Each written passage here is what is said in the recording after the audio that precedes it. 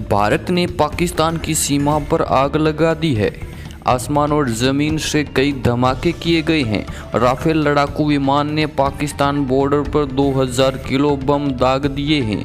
अंधेरे में हेलीकॉप्टर से भारतीय कमांडो बिल्डिंग पर उतर गई। करीब 2.5 घंटे तक भारतीय सेना दुश्मन के डमी ठिकानों पर एक रग दाग रही है। पाकिस्तान की सीमा के पास ऐसा धमाका कई सालों में पहली बार देखने को मिला है। आप ही सोचिए, जब हथियारों से लदे 130 से भी ज़्यादा एयरक्राफ्ट युद्ध अभ्यास करेंगे तो भूकंप नहीं आएगा तो क्या आएगा। पोखरण में हुए वायु शक्ति युद्ध अभ्यास में पहली बार राफेल लड़ाकू विमान से बम और रॉकेट फायर किए गए हैं।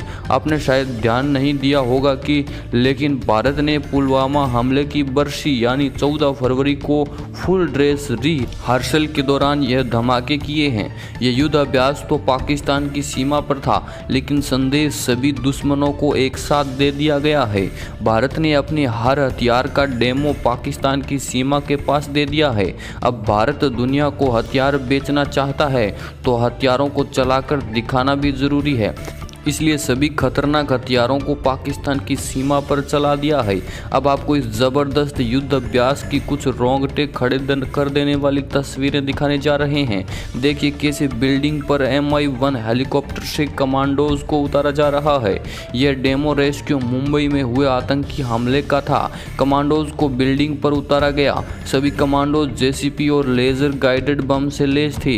देखते ही देखते कमांडोज ने अपनी शक्ति का प्रदर्शन करते हुए डेमो बिल्डिंग पर हमला बोल दिया है।